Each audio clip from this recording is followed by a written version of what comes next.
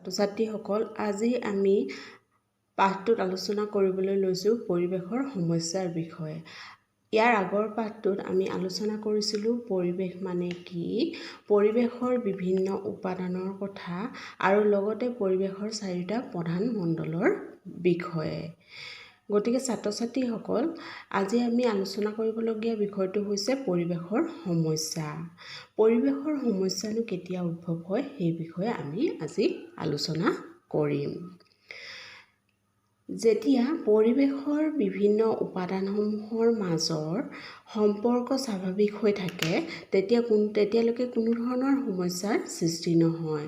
যেতিয়া স্বাভাৱিক অৱস্থাত নাথাকে পৰিৱেশৰ উপাদানসমূহৰ মাজত সম্পৰ্ক, তেতিয়া পৰিৱেশৰ সমস্যাৰ সৃষ্টি হয়।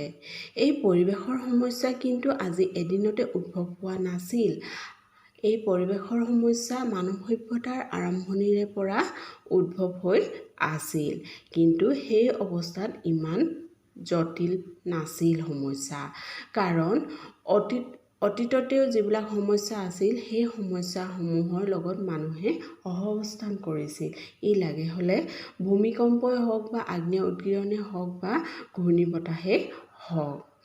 কিন্তু বৰ্তমান সময়ত পৰিৱেশৰ প্ৰাকৃতিক আৰু মানৱসৃষ্ট উপাদানসমূহৰ মাজত যি ভাৰসাম্য, সেই ভাৰসাম্য নাইকিয়া হৈ গৈছে আৰু তাৰ ফলস্বৰূপে পৃথিৱীৰ পৰিৱেশৰ চাৰিটা যি প্ৰধান মণ্ডল, সেই মণ্ডলকেইটাৰ মাজৰ যি সম্পৰ্ক, সেই সম্পৰ্ক সুস্থিৰ হৈ থকা নাই। সেইবাবে আজি কেইটামান শতিকাৰ পৰা পৰিৱেশৰ সমস্যাসমূহে ভয়াৱহ ৰূপ লৈছে, কাৰণ পৰিৱেশৰ চাৰিটা মণ্ডলৰ ওপৰত মানুহৰ কাৰ্যকলাপৰ প্ৰভাৱ পৰিছে। যেনে বনাঞ্চল ধ্বংস হৈছে, ইয়াৰ ফলত বায়ুমণ্ডলত কাৰ্বন ডাই অক্সাইডৰ পৰিমাণ বৃদ্ধি পাবলৈ ধৰিছে।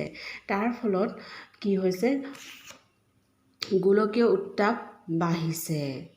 ছাত্ৰ-ছাত্ৰীসকল, ইয়াত পৰিৱেশৰ সমস্যাৰ এখন ফটো দিছে তোমালোকৰ, ঔদ্যোগিক প্ৰদূষণৰ বিষয়ে দিছে।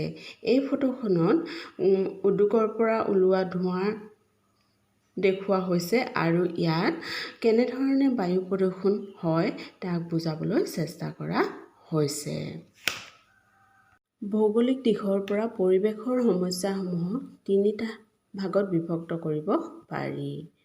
সেইকেইটা হৈছে স্থানীয় সমস্যা, আঞ্চলিক সমস্যা আৰু গোলকীয় সমস্যা। স্থানীয় সমস্যাসমূহ একোটা সৰু এলেকাত স্থানীয়ভাৱে সীমাবদ্ধ হৈ থাকে। উদাহৰণস্বৰূপে, এটা ক্ষুদ্ৰ উদ্যোগে কৰা সীমিত ভূমি প্ৰদূষণ, অৰ্থাৎ ক্ষুদ্ৰ উদ্যোগৰ পৰা ওলোৱা আৱৰ্জনাৰ ফলত ভূমি প্ৰদূষিত হয়। ইয়াৰ পিছত আঞ্চলিক সমস্যা। আঞ্চলিক সমস্যা হ'ল এটা নিৰ্দিষ্ট অঞ্চলত সৃষ্টি হোৱা সমস্যা। যেনে অসমৰ ব্ৰহ্মপুত্ৰ বা বৰাক উপত্যকাৰ বানপানীৰ সমস্যা। বানপানী হৈ থাকে আমাৰ ব্ৰহ্মপুত্ৰ বা বৰাক উপত্যকাত ছাত্ৰ-ছাত্ৰীসকল, আৰু ই এটা ভয়াৱহ প্ৰাকৃতিক সমস্যা ৰূপে পৰিগণিত হৈছে। ইয়াৰ পিছৰ সমস্যাটো হৈছে গোলকীয় সমস্যা। এই সমস্যা গোটেই বিশ্বব্যাপী হয়, গোটেই বিশ্বখনতে হয়, আৰু ইয়াৰ এটা উদাহৰণ হ'ল গোলকীয় উত্তাপ বৃদ্ধি। বৰ্তমান সময়ত আমাৰ বায়ুমণ্ডলত বৃদ্ধি পাই অহা কাৰ্বন ডাই অক্সাইডৰ পৰিমাণৰ ফলত বা অন্যান্য বিভিন্ন কাৰকৰ ফলত, যেনে যান-বাহনত জীৱাশ্ম ইন্ধনৰ অত্যাধিক ব্যৱহাৰ, বনাঞ্চল ধ্বংস কৰা, সেউজগৃহ গেছৰ পৰিমাণ বৃদ্ধি হোৱা, অন্যান্য কাৰণৰ ফলত গোলকীয় উত্তাপ বাঢ়িছে। ছাত্ৰ-ছাত্ৰীসকল, আজি আমি পৰিৱেশৰ বিভিন্ন সমস্যাৰ বিষয়ে আলোচনা কৰিলোঁ। ছাত্ৰ-ছাত্ৰীসকল, ইয়াৰ পৰা তোমালোকে কিছু হ'লেও বুজি পালা বুলি আশা ৰাখিলোঁ। ধন্যবাদ।